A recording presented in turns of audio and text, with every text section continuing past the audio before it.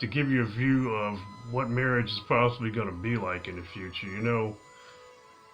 Marriage has a big, is closely tied to economics.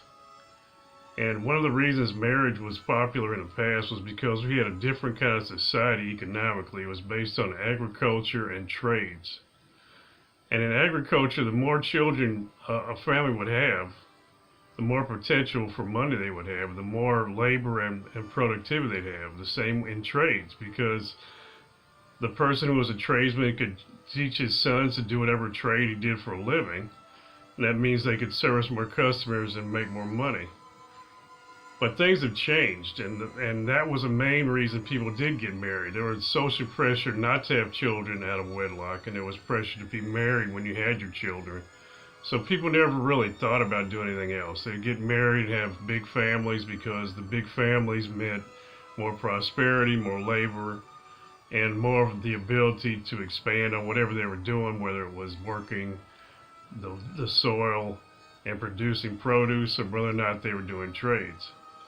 But what happened was, as time went on, as things changed, fewer people are in agriculture and trades. And instead of children actually bringing more income and money into the family, the more children you have, the more money goes out of your family. But when you were a farmer or you had a trade, you were actually the education of your children. You taught your children to be farmers, or you would teach your children the trade. Now in our society, it isn't based on agriculture and trades.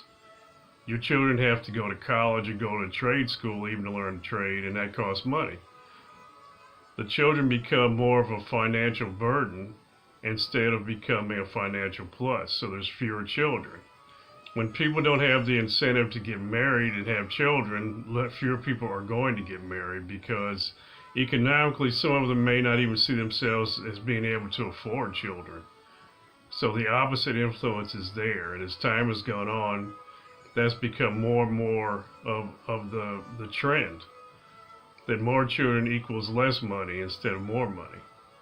The second thing has to do with how labor was divided among people when they were married. It used to be, and I remember my grandmother talking about her mother, and she would talk about how to do laundry was a full day's job. You'd get a wash tub and a washboard, and you would have to actually manually do laundry.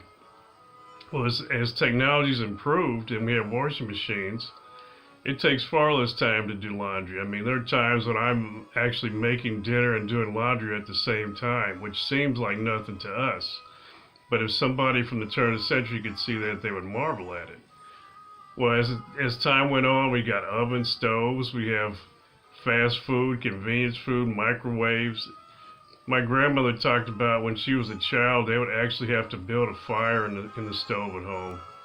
I mean, there was much more skill involved in being a housewife in those days in the past. But in our world today, so much of the work that housewives used to do is being replaced either by automation or by fairly cheap ways like childcare and so on, relatively speaking.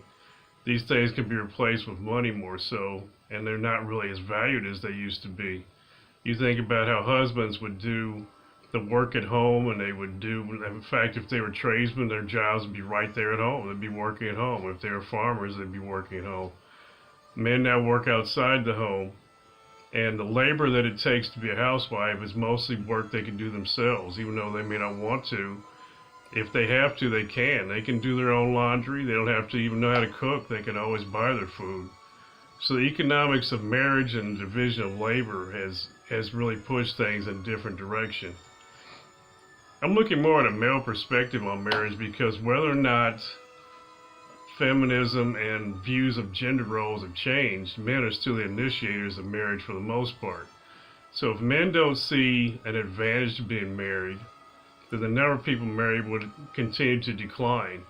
And what's really making it difficult for men to choose marriage as an option is the fact that there's instability. The divorce rate is so high that a man who gets married can't ever be sure in any way, shape, or form, even if he wants to fantasize about it, that he's going to stay married his entire life. So what happens to him? He ends up losing money and assets. His children are no longer even his to mentor and even enjoy raising, because he's probably not going to get custody.